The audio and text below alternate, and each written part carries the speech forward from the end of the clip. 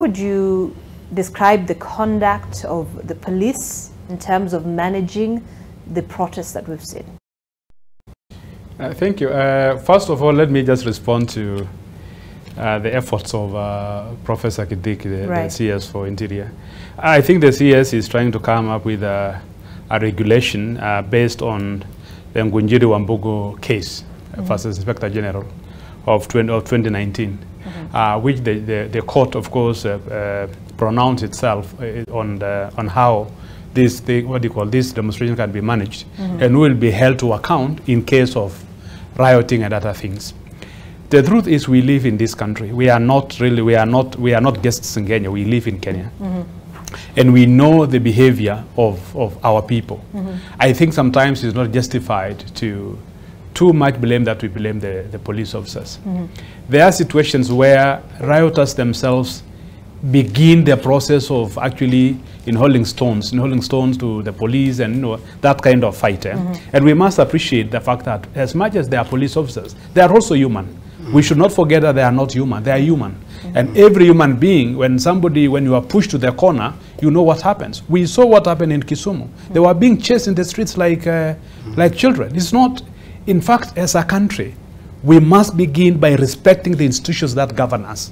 Because if we don't respect the police ourselves, this is our police. So if we don't respect them and give them that respect, that these are the people who we have mandated, this country, our constitution has mandated them to provide security, and we support them, I think we are not being fair. I think it's important that while we are looking at all this, what everyone else is saying is that we call for restraint from every other person, but we must be categorical to really urge Kenyans to respect the police as they discharge their duties. Otherwise, we shall be blaming them, and our blame will actually escalate the problem out there, because those who are actually fighting the police are now getting the support that we are condemning the police. So it is important that we condemn those Kenyans, those peaceful Kenyans who are supposed to be provided security by the police, instead of us now seeing the only one side of the coin, that's only the police who are a problem, but the protesters are not a problem.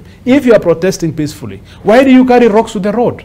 Why do you block the road? What is the purpose? Why do you stone the police vehicles? Why do you ban the police vehicles? I think we need to be, as a country, we need a conversation. And finally, I think Professor Kindiki is also trying to tighten the aspect of responsibility in the organization of demonstrations. We have been in this city, and we have seen so many demonstrations even coming outside the nation center here. We have not seen those kind of problems, people burning cars, people throwing, because those are specific groups, interest groups who are demonstrating on a particular thing. They demonstrate peacefully, they deliver their memorandum, and they disappear. So when you have this kind of mass action, where people are coming from all corners, no coordination, no leadership, you expect hell to happen. No, those are the things that we need to be realistic as Kenyans. Right. Yes, Prof.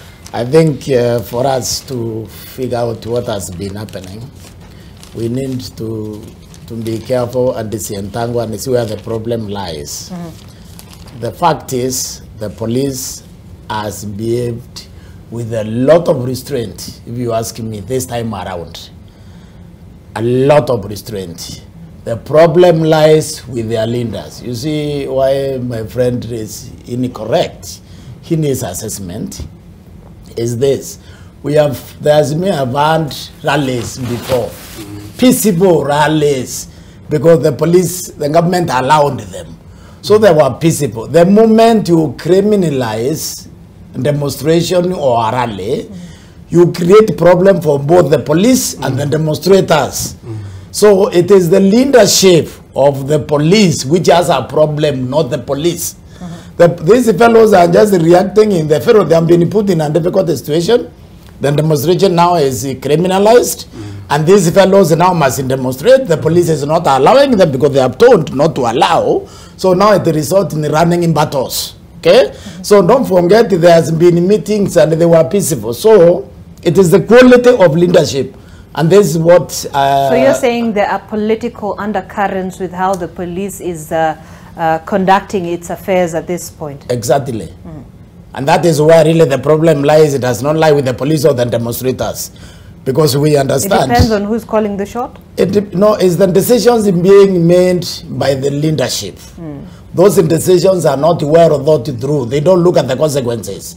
For example, once if you allow the demonstration, say the last Monday, demonstration was allowed, and the route is well defined, the business community understands that, and they will open their businesses, because they understand now that the government is in control of the procession, of the assembly point, so they will open the business. But you see, when you say there will be no demonstration, you are not fooling anybody. People know there will be one. You will be fighting each other with the stones. They will be running in battle, so they close their shops. They refuse to come to town. I mean, that day you people had invited me, and down there leave the house because I don't know what will happen on the road. Right. So this is the problem. The leadership need to grow up.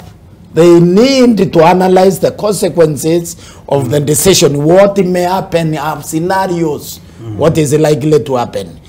And they always in their mind, they must maintain control. Because once you criminalize, you lose control. Right. And there is not much you can do with those guys. Because, I mean, of course, they have had everybody saying arrest, Raila, arrest. You can arrest him. Why will you put him right now with this constitution? You see, this constitution is not like the other one. You will put him in which police station?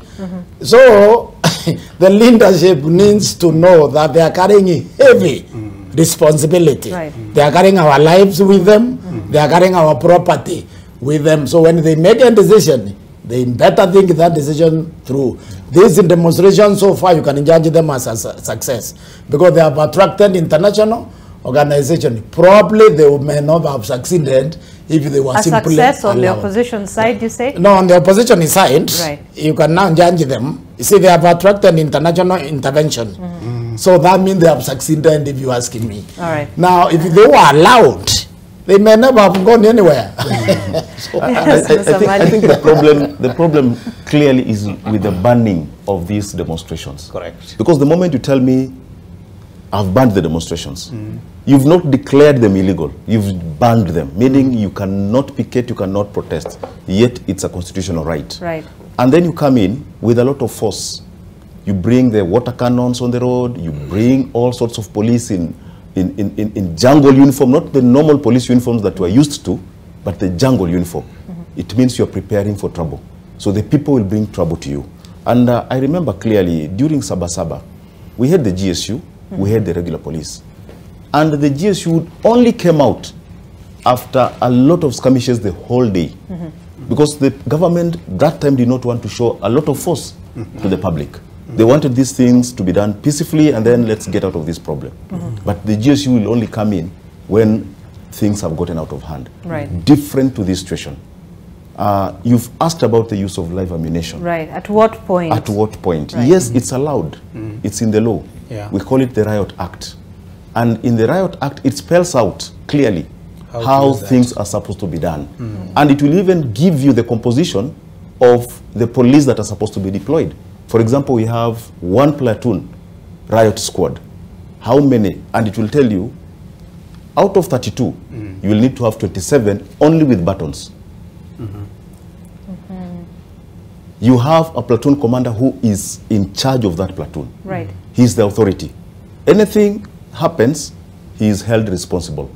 You had 27 with baton parties, with batons and shields. Out of this number of people are issued with tear gas canisters that they will throw on order. Not that I just decide that now I hate this guy, let me unleash my tear gas. We have people we call gas gunners, 2. Not more than 2. They're the ones responsible. They are the ones responsible. And they will only use those guns to shoot the tear gas canisters on order from the platoon commander. Right. And then we have 2 riflemen. We call them riflemen. These riflemen will be armed and they will be given a specific number of rounds, not more than 40. 20. And when you come to using that firearm, you are supposed to be given instructions. And the person to be shot has to be identified by the platoon commander. That person is the ringleader. We need to put him down. Put him down, you don't shoot the head. you are even given direction of where to shoot. You are told at the knee. To demobilize that person, immobilize that person at the knee. Right. So that in case of any questions, if somebody goes to court, the platoon commander takes responsibility. Not what I'm seeing currently. Everybody is carrying a tear gas canister. Everybody is howling those. Yeah, I mean, with the level of, tear gas canisters and you that we've seen, right? At the end of the day, you'll find that some of these tear gas canisters, I'm seeing them in the hands of the members of the public. Yes. Where do they get them? No, because then when the police throws them at the protesters, No. You'll find that some have not even been thrown. Yeah. Right. So it means there's a divide in the police. Somebody in the police is playing. Issuing them. Yeah, he's issuing them to anybody because there is no accountability. Right. So I mean, that is dangerous. There's no accountability. But your question, though, live ammunition is about to be used if the life of the officer is in danger, or the life of the public, to protect the public or to protect himself. Right. So, like he says, that commander has to identify the degree of that danger, whether it requires live ammunition or not. All right. And whoever is doing the shooting, we call them rifleman number 1, rifleman number 2. The platoon commander should say rifleman number 1. So that if anybody comes and asks, he said, I issued orders to rifleman number 1. It's accountable. He is accountable. Right. But right now, there's no accountability. Right. And this is why we are getting into trouble as a country. Okay. But you know what you are saying, Prof, let me just hold on to that thought because I know we have to take yet another break here on M Live. We'll be back in a very short while. We'll continue with our conversation this morning. And talk to us. The hashtag we're using is AM Live and TV.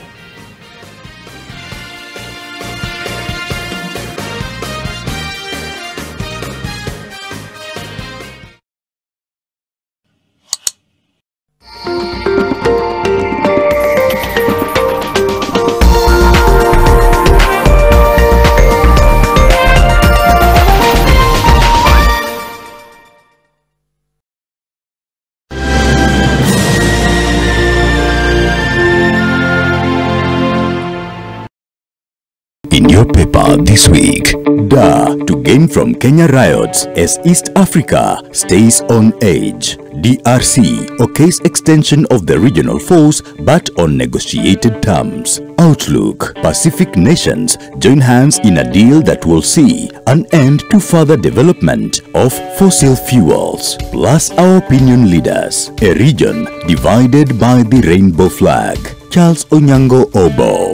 Immunity for what? Hide not impunity in unwarranted gifts. Generali Ulimwengu. Women leaders prove great democracy is female, leaving power when they should. LC Eakuze Magazine. Calm down. An African artist's sensational song and dance rally the world against Iran. For these and more stories, get your copy of the East African. In life, you could be eager to be employed or be self-employed. Either way, you do need the right skills.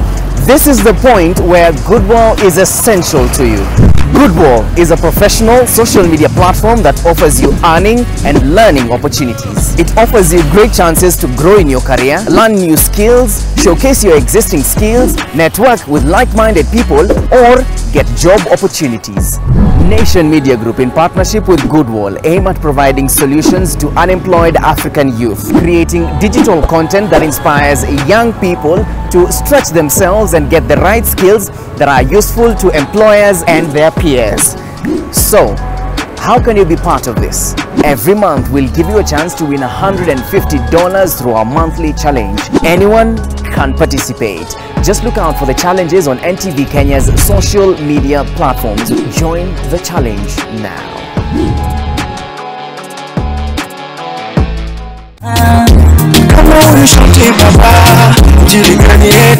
This week on The Trend, we take you to the gospel according to Guardian Angel and Hope Kid. We get to celebrate and hang out with kids with autism. The Real Housewives of Nairobi have just added the cherry on the cake.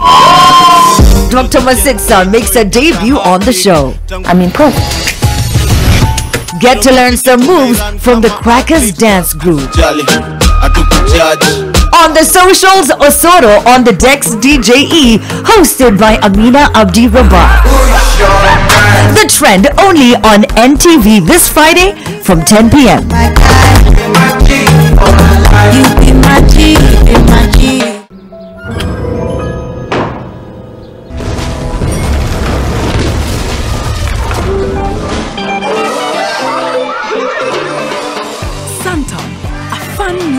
Of flavor, fruity freshness in every sip. With Glovo, you have the city in your hands. Unatamani chakula different? Order Glovo ujaribu restaurant mpya. Diapers zimeisha. Order Glovo and save the day. Download the app and order anything you want. We partner with communities across all 47 counties by advancing education, by enhancing healthcare, by supporting economic opportunities. Because when we unite, there's nothing we can't do.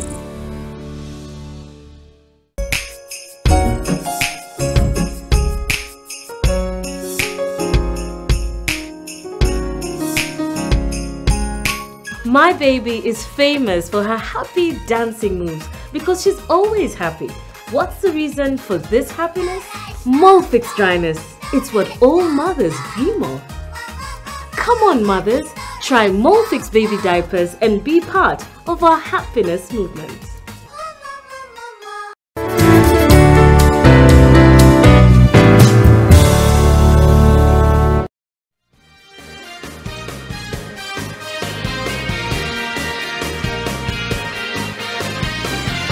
All right, and welcome back to the program. It's our rolling coverage of the Azimio protests that have been planned for today, led by the principal Raila Odinga, who's the ODM leader, together with the other leaders in the Azimio One Kenya Coalition Party. We have our reporters on the ground who will be joining them later on in this broadcast just to give us an idea of how the situation is looking across different parts of the country.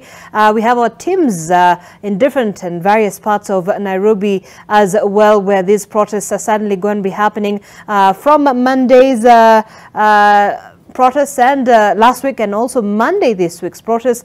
Certainly a lot has been happening and a lot of escalation of tension in Nairobi. So we'll be having to take a look at sense of exactly how the situation is in Nairobi. But we are still continuing with the paper here with my panelists this morning. So we did wind up on this issue. I just want us to move on some other stories as well before we close on the paper this morning. But it is something that obviously is will be forming the basis of our conversation. Nyong'o retracts protests ban on Azimio pressure.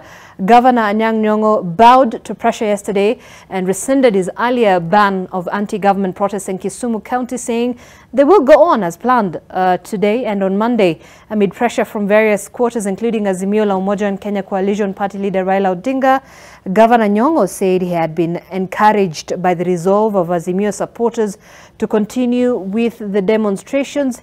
His change of tune coming moments after Odinga maintained that the countrywide protests will proceed as planned. Odinga, who was speaking during a meeting with the Catholic bishops in Nairobi, said he had asked Professor Nyong'o to announce that there will be mass protests in Kisumu today, just like the other parts of the country. A section of the Orange Democratic Movement leaders had also faulted Professor Nyong'o over his decision to suspend the protests. We saw a number of leaders there. We did see the Ugunja. No, this was actually speaking at a function in Ugunja in Siaya County. Yes, was also the Member of Parliament. The National Assembly Minority Leader Pia Wandai. You had the Siaya Governor James Orengo and Suna West MP Peter Masara saying the protests must take place in Kisumu. Early yesterday morning, Professor Nyong'o had announced that suspension, but later deducted and said that the protests will continue in Kisumu County. And of course also we saw a statement there, I'm trying to find it, from the Nairobi Governor Johnson Sakaja, who said, you know, back to sender. Why are you sending protesters here in Nairobi? Why don't you hold the protests also in Kisumu? Why are we the only ones who are going to be counting losses? Doc, I don't know, because there's a lot that's happening right now, Dr. Mogesa. Yes. From what you're seeing, I mean, you have a governor in Kisumu who says, and I think he has suddenly felt the pressure and the impact of the maandamano in his own county, from the loss of human life to the business, the economic situation as well. And he had banned the protest there. But remember, he's also a very strong, a key member of the opposition, Azimio, yes. right? And a strong friend or to the key figure, which is who is Raila Odinga. But then, you know, he had to rescind his decision and end up backing up the protest this morning. Do you see anything? Is it fair for him? Well, I think Professor Nyong'o was premising his pronouncement on the impact of the demonstrations on the economy of Kisumu. Right. Kisumu is a city, and the kind of businesses that are transacted on a daily basis are quite huge. So from an economic perspective, the governor was looking at how the county would actually lose even the daily, revenues. But he forgot one thing, that Kisumu, and by extension, of course, being in Nyanza, is a stronghold of the ODM leader, Raila Odinga. Right. And that is where now he missed that particular link. If you look at what Governor Sakaja is saying, back to sender. Right, actually have it here. I'll just yes, back to sender. You know, Governor Sakaja is looking at Nairobi. And lest we forget, Nairobi city contributes 60% of the country's GDP.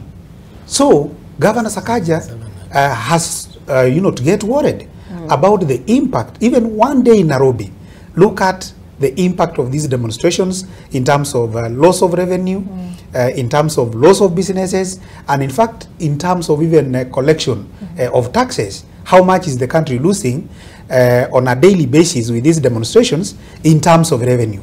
It is huge. Right. And each one of us knows already we are in a deficit in terms of what the aspirations of the government budget is, and what we are collecting. We are way below. So any single day, any single moment that there is, demonstrations like this, the economy loses, the people of Kenya loses. And I think that was the basis of Nyong'o's statement. Right. But of course, he knows as that... the president of Kisumu, he's the president. When we decentralize power from the center to the county government, 47 county governments, he holds the power as the president of that county government. So he's suddenly feeling the impact of this maandamano in his own county, right? He forgot on the platform that placed him in that power. Right. That platform is the ODM. And that is now where he had actually to work out and balancing act. Absolutely. That's a tough one. Absolutely. Yes. Maybe I think Anyang Nyong'o meant very well. At the beginning. At the beginning. Right. Because Kisumu has actually faced some sort of negative perceptions by many people, because you remember even the last during the electioneering period, the image one of our friends, friendly countries, actually sent advisory that they should not visit Kisumu during that time, because there were expectations that violence is going to erupt. So Nyong'o have been trying to package Kisumu as a destination for his own words, conference destination. So he's actually trying to take their share from the cost that people are flying to Mombasa for conferences. They should also go to Kisumu. And for that to happen, Kisumu have to be peaceful. So to him, he wanted to try to paint that picture now during the crisis period, so that we can actually see the difference, that at least Kisumu can be this peaceful irrespective of what's going on. Unfortunately, as that had been said, is that... he's a politician too. Because I was watching some of the young people responding to his statement, and they were saying, Mkubwa ameshatoa amri, so we can listen to you. So I think it's until we get a direction from Raila Odinga. Exactly, that's what they say. Yeah. Okay. Musamali, I don't know if you have a comment on this as we move on. No, I think this is all politics that is playing out here. It's all politics. It's all politics. Right. It's not an issue that Nyong'o can decide on his own and come up with a solution. It's not something that Sakaja will talk about here and come up with a solution. Right. I think all stakeholders need to sit on a table and agree on the way forward for this country. Because the economy of Nairobi is being hit, the economy of Kisumu is being hit, the economy of Mombasa, we're not talking so much about Mombasa, but things are also not happening in Mombasa. Right. As much as we don't have violent demonstrations there, but Mombasa is also closed down during this. As a tourist destination, I think they've also felt the impact, the economic impact of the same, right? I talk to people in the tourism industry. Right. Already we are having cancellation of visits by these people. Because in their countries, as much as advisories have not been given, they are being warned. There's a lot happening in Kenya. And especially, the worst image was the invention of Uhuru's farm. Because now it seems it's anarchy. Well, and since you're there, I want us to have a look at this news on the page 8 of the Daily Nation. Attack exposes Uhuru security scale down. When in February this year, news emerged that President William Ruto's administration had scaled down the security of his predecessor Uhuru Kenyattas and his family, the magnitude of the effect was not immediately felt until on Monday, when one of the family's properties, about 11,576 acres of the Northlands estate situated in Ruiru, was raided by hired goons, according to the Nation, who stole about 1,500 sheep, cut down trees and demarcated parts of the land among themselves. Some even built structures that were only brought down on Tuesday by workers when police were finally deployed.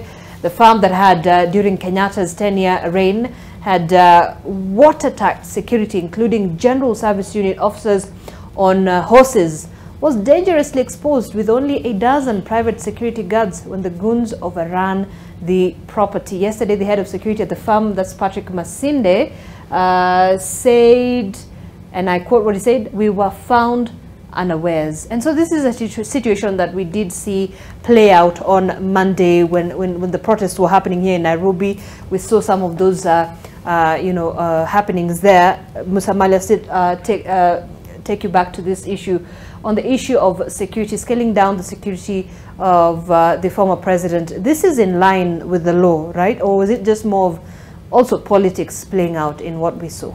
It's in line with the law. Right. Because the level of exposure when you are a president... But a former president is accorded some level of security. Yeah, it goes down, the level of exposure. So we do what we call a threat and risk analysis on a person and say, now he is not the president. How much security is necessary for him? So it's within the law. But the question we need to ask ourselves about that raid in the Northlands, was there no intel out? We have the NIS that are supposed to be following the happenings in matters related to security each and every other day. We pay these people a lot of money. They are out there. But I'm told there was intel, fine. Actionable intel, but people decided not to act. I like you people, how you argue sometimes. That is where we are now. I like how you argue. You know, in where I come from, the part of Kenya I come from, we say that sometimes you can kill intelligence in the body. Okay? So my friend here is arguing as if he really doesn't know what happened. This was an organized raid. Yes, you see, Prof, I'm saying it was an organized raid. So that intelligence is relevant. So who organized? But it's obvious who organized. But we wouldn't know. We cannot establish that. Listen. So it was left to happen. Listen, do you watch news? Investigation. We cannot blame at this point, Prof is saying. Yes, just finish up, Musamali. Prof is saying it was allowed to happen. And that is where now the danger is. That is where the danger is. Because at the level of Uhuru, this is a statesman. Despite whatever happened before, I don't think he needs some level of protection that is consummate to his former position. Wow. And this is where now Kenyans need to focus. Why did we let that happen? I think, I personally think, I'm going to be, I don't know if I'm going to be devil's advocate, But somehow, you know, he said Uhuru is this man. I don't agree. Why not, Prof? I think Uhuru has done this country big damage. He is the one who weakened institutions, which now would have protected him. Okay? He started weakening the police structure, which had been given independently by the 2010 Constitution, by now bringing that office back to the office of the president. Now the police can be used to invade his farm or whatever themselves, or they can be told not to respond, because he weakened that office. When you look the way Uhuru has been populating very serious critical institutions with extremely weak people, deliberately, because he used to... Weak people? Yeah, weak people. I will give you examples. You see, Uhuru will recruit people before he advertises. Okay, so the Kenyans in the Angalipo, of course, we apply. Look here. When you have, for example, control of budget, telling you that I was forced to break the law and approve several billions, the control of budget knows that that is a protected office by the law, and that what she's supposed to approve must be in accordance with the law, meaning Appropriation Act. Okay? When, and you say that, you walk out of parliament and you are not resigning, and nobody is asking you to resign. Okay? Director of Public Prosecution. You go to court, you say that I was forced to accuse this person. There was no evidence. You are still in that office. It's a protected office by the law. You are not supposed to take directions from anybody. Consistently. Uhuru Kenyatta weakened institutions by hiring weak, spineless individuals, by populating these institutions with the people simply who cannot stand on the side of Kenya and follow the law. So, in a sense... But Prof, is that really a fair charge to these individuals it is, holding this institution? Let me ask you... And if we do have a new administration in place, isn't it within the purview to sort of then, by going with what you're saying, change then how things were done then? It is, but the question is whether it will change. You have to remember that our weakness, we started this country wrong in 1963. So we continued with that and got a reprieve only 10 years under Kibaki, that the law was followed. Okay? And Kibaki, by the way, people don't understand, he governed this country with the own constitution, but he almost looked like he governed it with the 2010 constitution. Then we returned ourselves to the hole in 2013. Now we are digging that hole deeper. So, of course, what you said is really correct. It's incumbent of the new administration to now change and strengthen these institutions. But other than the pronouncements, have you seen any effort to strengthen them? Because the moment AG, for example, the Director of Public Prosecution, accepted that all those cases were cooked, the current administration should have told him to leave that office so we can get a Kenyan who will resist the pressure because it's protected by law. That didn't happen. Yeah. When even direct this, the fellow,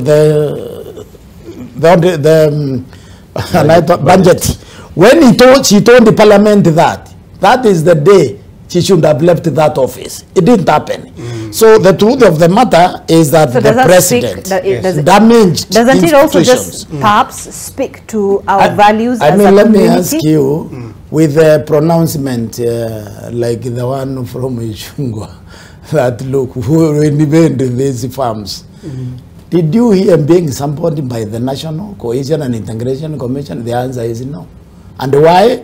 Because populating institutions with weak individuals. Well, we'll have to perhaps pose that question to the NCSC themselves so that we can be able to respond. I can add something on this. Dr. Mugese, yes. And also, because we're looking at this situation, as the commission, why are you concerned when we saw this? A very quick one. Right. That the government has the primary responsibility of ensuring security of all persons. Right. Including our former President Uhuru Kenyatta.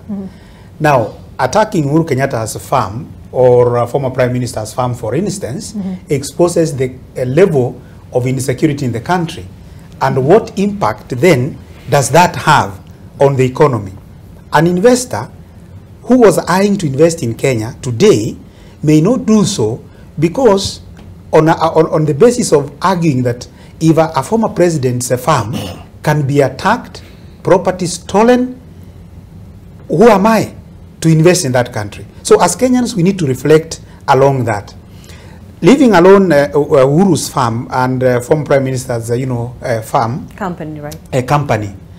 Let us also look at the small businesses of the Kenyans that have suffered similarly to what is actually going on right now. And continue suffering. And continue suffering. We need to ask ourselves, in this city of Nairobi, the business community, for example, we may need to understand how much have they lost. Those small businesses, how much has that Mama Mboga lost for for the last 3 days? And if this continues, for example, what will be the job losses in this country? What will be the loss of revenue to this country? How much would have we lost as a country in the face of the international global community? All these things compounded, Kenyans must come to the table and discuss on how we improve this economy, on how we secure the country, and on how we create jobs for the youth who are ever coming out of our colleges and universities. That is what Kenyans are looking forward to. Yes. All right. Sheikh Hassan, as we wind up on the Daily Nation, just quick comment on this, because Dr. Mogesa has raised some really pertinent issues, and those are the issues I actually wanted us to have a conversation on when we're getting into the second phase of our discussion this morning. But just very quickly on the paper, we've seen this, and moving forward, concerning because of the politics that we're seeing surrounding the whole thing. Yeah, I think it's a shame. It's a national shame in my view, because as a country, we must be people who are ethical on how we deal with our politics. To me, that was really unethical to take over the farm, go and steal things in broad daylight, irrespective even if there are no police. It is actually very wrong for Kenyans to be mobilized and accept to be mobilized and taken to that place to go and steal. Suppose tomorrow, those who are caught by cameras, and there's a lot of now talk about it, they may be arrested, and you'll be going to arrest people who are sent there by somebody, and they're going to suffer in jail because they may not even know who sent them. They have just been mobilized, they go there, but they don't know who is in the chain of of mobilization. It's a big shame, and I think all of us as Kenyans, especially young people, we need to be very careful when such things happen. On the question about, I want to agree with Professor that weakening the institutions. But we also need to be alive to the fact that certain institutions are actually not standalone institutions. They are interlinked in terms of how they operate. So if one office, for example, one entity is weak, then it can actually affect the entire chain, because it depends on their independent roles. For example, the office of the DPP, they're independent with other institutions. So I think we also need to come to have an understanding that certain things that are being done may have been contributed by other factors than just focusing on one particular office. Thank you. Okay. Still on the Daily Nation, I'm just going to mention this, no comments on this, but Judge, I don't know though if you want to comment on this. You don't have to ask children before selling your land now. This is a ruling. A court in Kisii actually made that landmark ruling, granting parents the freedom to sell their land without consulting their children. Justice Munyao of the Environment and Land Court made the ruling in a case where you had Jacques Orangi and Donald Busire, who had accused their father, John Ayenda, of selling their ancestral land to two buyers. Now, Edward Makori Oganga and Stephen Magogo, without their consent. Now, with the two sons admitted that their father owned the land, they argued that he only held the title deed in their trust, as the property was ancestral and he could not sell it. Justice Munyao in his judgment, however, noted that the property is not ancestral land held in trust for the family, and therefore the father was free to deal with it whichever way he wished. And this is something that has created a lot of debate across the country, especially when it comes, land matters is actually very emotive in this country. So you can imagine now that you have this ruling that sets base for the precedent for this to be quite interesting. I think that they should appeal that ruling. You see, in my opinion, the land, your ancestral land, the land you have inherited, you are actually holding it in trust for future generation. But if it's the land you bought, that one you can sell without consulting them. But if you inherited from your father, they have a right over that land, and the children have right. You should not sell without consulting them. Oh wow! So I think that in judge did not look at our traditions carefully. Actually, the judge have said so. The judge have said those children do not provide the proof that the land is ancestral land. Meaning, if they provide the proof that it's an ancestral land, they are actually entitled. But any other land owned by the person could not be. Dr. Magasi, you wanted to add? I just wanted to add my voice on this, not without necessarily looking at this judgment. Specific. But when you reflect on the human rights violations in the larger Kisii region, all those violations are relating to land. For instance, when you see the elderly being lynched under the guise that, for instance, they are witches.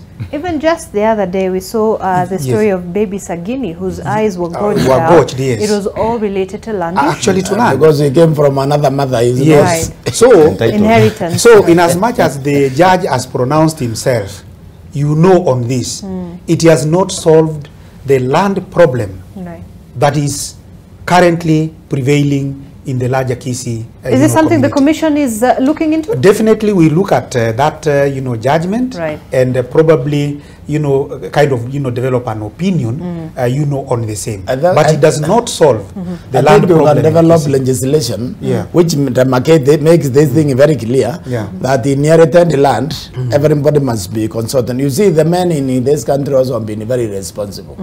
They just go out there and they sell family property without consulting the family, without consulting anybody. Before, even your wife, they used to sell, and then suddenly the family doesn't have anywhere. And you have an agreement. You go and drink and do other kind of thing. I think family need to be protected as a whole. And the way you protect the family is to make sure there is an agreement within the family on disposing assets. Okay. Let me just see, on the front page of the Business Daily, Kenyattas Equity CEO top 63 billion bank dividends. You can see the top dividend earners there. The 90-year one bank posts 194.8 billion profits. Uhuru's family gains 7.6 billion stake in the NCBA. Kenya's special economic zones also get on power rate, and American tycoons now scout for ICT agri-tech deals in Nairobi. On Taifa Leo, this is what we have. Mjumbe wa handisheki atua Kenya. And I think we mentioned that on so when they say that, is it another handshake? Upatanisho, they're asking Kunz ambaye ni mwandani wa Rais Biden amewahi kupatanisha Raila na Kibaki na pia Uhuru na Odinga mbali na kuhusika katika shughuli kama hiyo in Ethiopia na pia kule Sudan pia. So what is scaring me is we are making handshake look negative. Because if you read that carefully, without knowing that the only government which actually served this country, he was the Nusumukate government. When that government came in, everything was dilapidated. Arguably, Prof? Arguably. Right. That government served us very well, because do you know why? It can be argued. Because those who don't feel the same. No, that government was a government of national unity. So it served us very well. So let's not make this thing look negative. It is, I agree completely with those who argue that the handshake between Uhuru Kenyatta and Raila Odinga was bad for Kenya. Right. That I agree. But the handshake is not bad. The Nusumukate government was wonderful. It was a government of national unity. Okay. But look, at the end of it all, I think what we've had from, stakeholders across the country, civil society, we have the scholars, the religious leaders, they're all calling for one thing, which is dialogue. At the end of it all, what is the second name of dialogue? Isn't it handshake? All right. And I support that. All right. On the East African, I think this is the publication for this week. So we'll just look at the very front page. March 25th to March 31st. Dar gains from Kenya riots as region on edge. Uganda is assessing a possible higher cost of importing goods through Kenya should the protests continue in the coming weeks. Nairobi's urgent, decisive option. President Ruto's headache is in stopping protests that have seen traders consider Tanzania a much safer passage for their goods. Now you can imagine now the situation not only affects small, you know, when we're talking about the economic situation just in Nairobi or the economic situation nationally. So this is something that is actually taking a diplomatic angle as well, and how we relate with our neighbors, not just in the East African region, but also in the continent. And I think I'm going to wind up on that, but very quickly on the Standard as well. This is, it was interesting, but I needed to mention this because we saw a number of faces here on the Standard. The buck stops here, they say. The dust is yet to settle on the chaotic events of Monday, and another round of demos is on today.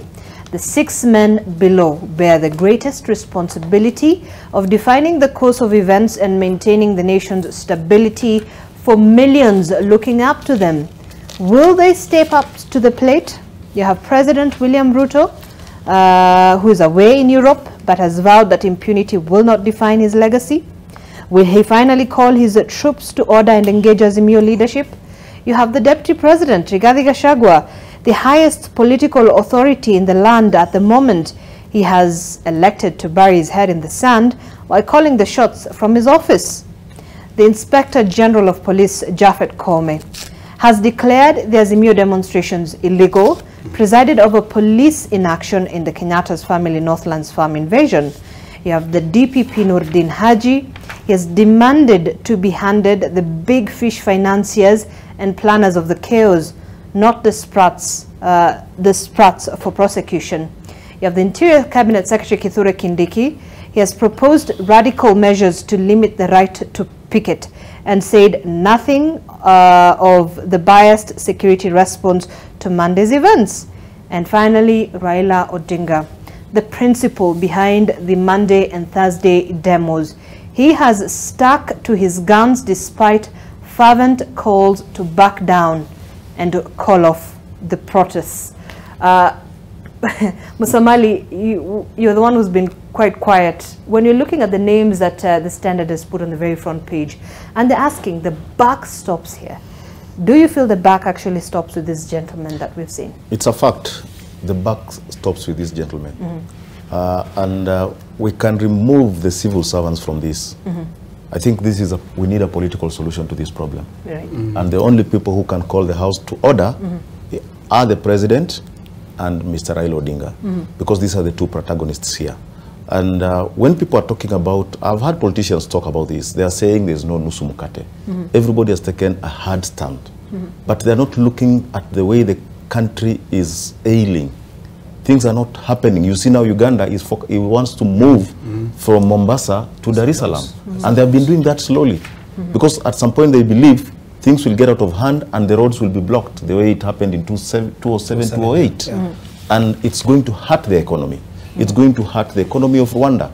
That DRC Congo, places like Goma, they depend on moving their goods from Mombasa to those countries. So these two gentlemen need to sit down and agree, because we are not talking about Nusumukate. Azimio have come up with their demands. Can't the government sit down and listen to these demands? Because I remember we had the IPPG at some point when things were just taking the direction they are now. The president then decided, no, we need to come up with a formula of how to work with the opposition. And they came up with the IPPG. So I think we are in a similar situation right now. Right. And if we don't become statesmen, if we don't become patriotic, you don't expect that man in Kibra, that man in Dandora, that man in Where to become a statesman, to become patriotic, when the two leaders are showing us different directions. We are trying to divide the country into two. So I think the buck stops with these two. The Inspector General of Police, we can call him out, because and I don't think he's the problem here. We had a very good... He's only receiving orders? He is only receiving orders, which is not supposed to be the case. In 2010, we said we needed an independent national police service. 2014, we went to Parliament and said, no, the police should be answerable to the executive. And now see. You ask him, he'll tell you, I was given orders from the above. I was told to look the other direction, things are happening at the Northlands. And I think this person does not hold any waters when it comes to the problem we are currently facing. I think the buck doesn't stop with the Inspector General with the ODPP, but even the CS, because the CS is now also receiving orders. Right. He's a civil servant. So I think these politicians will need to agree, sit down, and chart the way forward for this country. Right. Prof, the leaders I think I have several points which I think provide the basis for peaceable negotiation. Right. Yeah, which they need. Number one, the demand that the Kenya Kwanza government resign is futile. I don't think that will happen. But demand is fine. You are allowed to demand. Number two, the demand that the resigned IMBC commissioners be reinstated is unrealistic. We saw that 3 of them actually resigned. Yes. Right. The demand to open the servers and revisit the issue of the August 22 election. Electoral justice? Yes. The demand they open the servers. Yes. And there's something which is stale. I mean, number 4, the demand on the constitution of the selection panel of IMBC commissioners is legit. Right. Valid. Is valid. The demand that the Kenya Kwanza government lowers the cost of living are strong and legitimate basis. The demand that the Kenya Kwanza ceases to undermine and discard the opposition is right. The government should never have started buying MPs immediately you announce president. If you trust that you are going to do things right, you don't need to buy them, you don't need them. Kibaki never entertained defections, and right now he is the only president who you can classify as a national hero. The demand of the Kenya Kwanza administration upon the transformative constitutionalism is legit. Because right now it's like we are no longer operating under Article 10 and Article 232 is like, and even Article 27 on the equality before the law. It's like we have removed those sections of the law. Other issues, removal of essential subsidies and the critical safeguards for social protection, legit for discussion. Irresponsible government expenditure in the backdrop of dire and deteriorating living conditions, legit. You can't have government, you can't have the office of the president, for example, increasing the budget when we are supposed to be in austerity mode. Lack of meritocracy and the sovereignty in the populist, reckless, and the partisan states appointments involving friends and cronies, that's legit on the side of the Azimio. Deteriorating independence of the criminal justice system is legit for discussion. Bloated and growing government wage bill in the backdrop of shrinking GDP is legit. That can be discussed. Okay. And we will look at that, right. But I think at the end, at the heart of what the Azimio coalition have been pushing for, we've been seeing 3 key issues, which is the issue of the cost of living, the issue of electoral justice, and the issue of the IBC reconstitution. When we come back, we'll delve much deeper into those conversations. I want us to leave on this note when we take that break and come back. So we have, this is on the Daily Nation, we have us, the Wanjiku. I don't know if I will also classify you gentlemen as well. No, we are Wanjikus. Okay, so we are all Wanjiku. But we have 2 gentlemen here who are certainly giving us a weekly prescription. We have a mandamano prescription 2 times a week. And then we have a suppression prescription, which is twice a week as well. And here we are with empty plates, and hopefully they can be able to see how to be able to fill those plates with those prescriptions. I don't know if they're the ones that we need right now. All right, let's take a very quick breather. We are going to come back and delve much deeper into our conversation. The hashtag to use as always is MLiveNTV, and also remember, we'll be touching base with our reporters on ground to see how the situation looks in different parts of the country. Stay with us.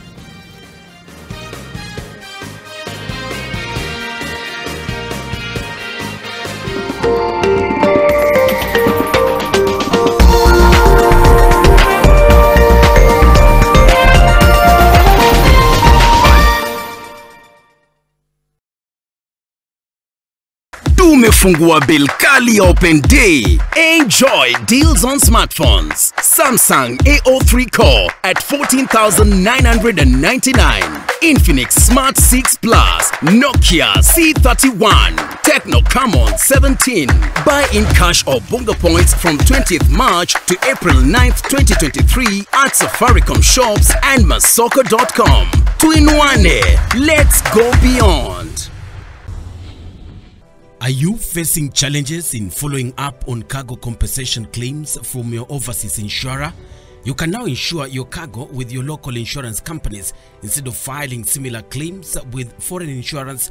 When you insure your imports with local insurers, you will save more as you will get more competitive rates, and yet you will help build a more stable and resilient economy while also creating job opportunities locally.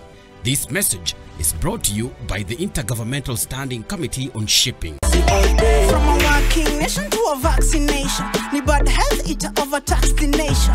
Pata chanjo COVID assassination, you truthfully jo ili harass the nation. Ukipata chanjo unanilinda pia, kujilinda ni kujisimamia. Lazima follow up na mabooster pia, sanitize maagizo zingatia. Pata chanjo uwe chonjo, Kanairo tuko chonjo, pata chanjo uwe chonjo, Kanairo tuko chonjo. Yes,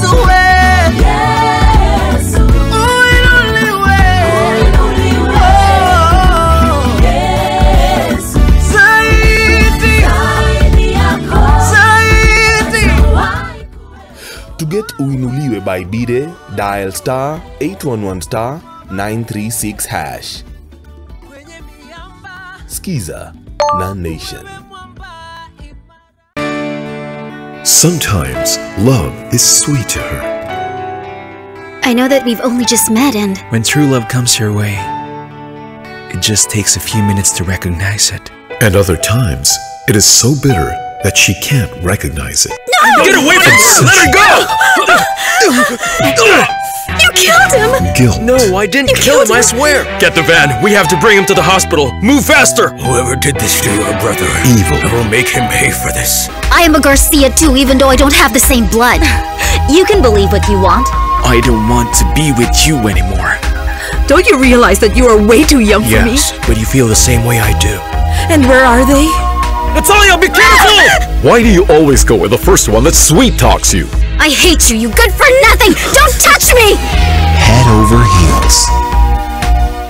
Head over heels in association with Nivea Nourishing Cocoa.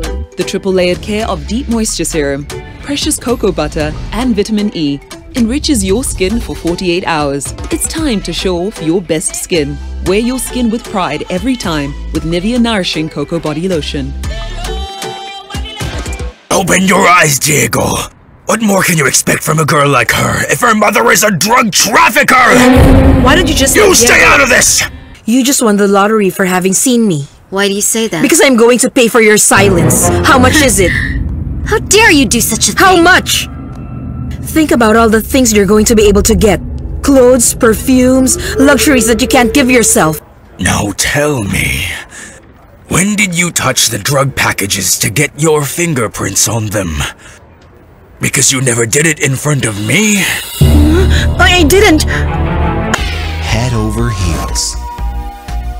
To protect our family from germs that cause illness when it's cold, we use Dettol soap. Dettol soap with germ defense gives you protection. When it's cold, germs are transferred in different ways, and Dettol soap's germ defense protects you from up to 100 illness-causing germs. Be Dettol. Pata taarifa teke na e-paper. Stay in the know on the go. Getting the full story bilangori. To sign up, choose your preferred subscription. Use the promo code SUBZ22 to get 20% off and pay. Get your favorite newspaper and enjoy the truth anywhere, anytime. For inquiries, email epaper@ke.nationmedia.com or call 0790 111 111. Subscribe today and get your taarifa teke. Yo, Butruse K, the sharp god up in the mix. Now I'm saying, NTV, shout out to you, bro. Keep it locked. Hey. Sauti yako ina sound vizuri kwenye masikio. I like it. Come to the dance floor, babe. Angie. Leo tuna festa pe banda. Another banda. And it's just like an amazing mix. I am happy today.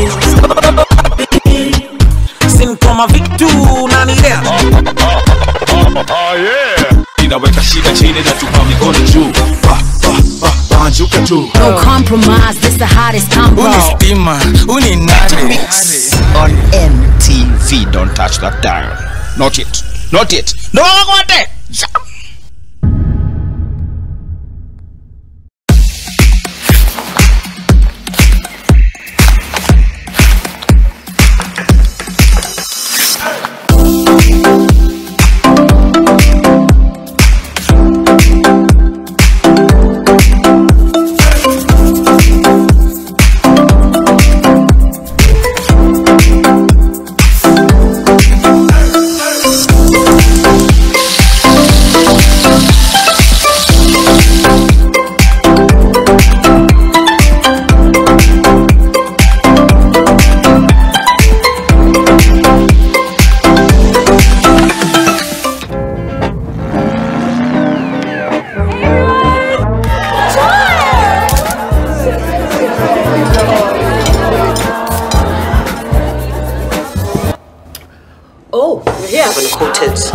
You're going to take your oxtail and then you're going to brown it.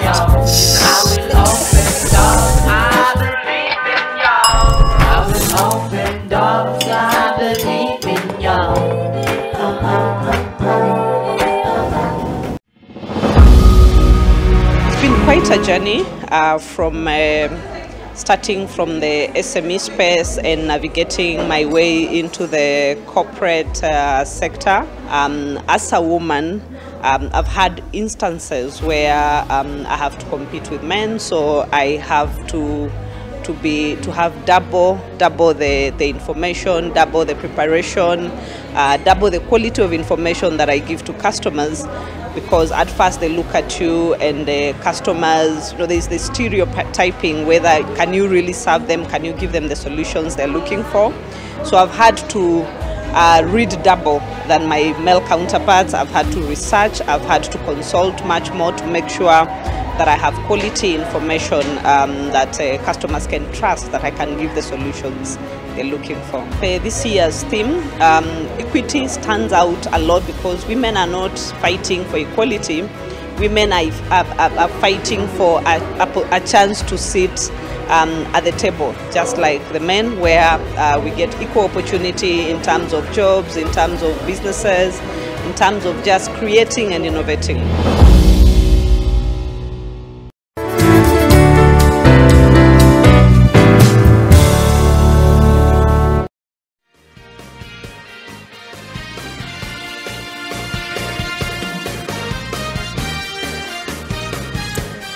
All right, welcome back to the program and a very good morning to you if you are just joining us today.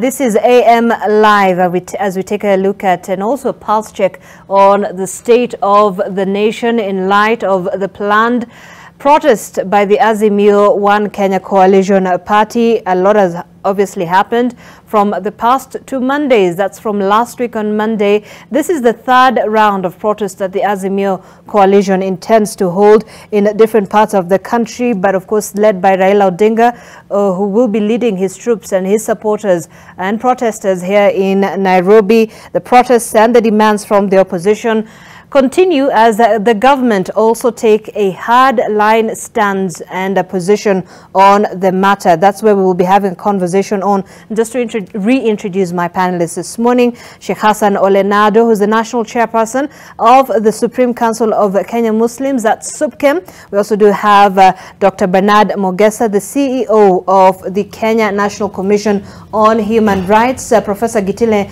Naituli, governance expert, and so many hats, Prof. I would have mentioned many. George Musamali, also very many hats, but also in this context, security and safety consultant. Thank you, gentlemen, for staying with us from 6 a.m. as we continue with this rolling coverage. And before we get into conversation with our reporters on the ground to see and assess how the situation really looks like, I'll begin with you, Dr. Mogesa. I know you're in Kibra, but we're going to get into really how the situation looked and really is in Kibra at this point in the aftermath of Monday's protest. But as you watch the unfolding events in the last 2 Mondays and the escalation of the chaos that we did witness on Monday of this week, are you worried about today, now that we're entering a third round of demonstrations organized by the opposition? Yes, we are very much worried that what we saw in the last two demonstrations is likely even to get worse. In Kibra, what we have witnessed is, a people living in Kibra, but then two camps are emerging, and again, fighting each other. And you saw the aftermath of, those infighting among themselves. It has gone beyond now the demonstrations to the extent, for example, you saw a mosque was burnt. Right. You saw a church was burnt.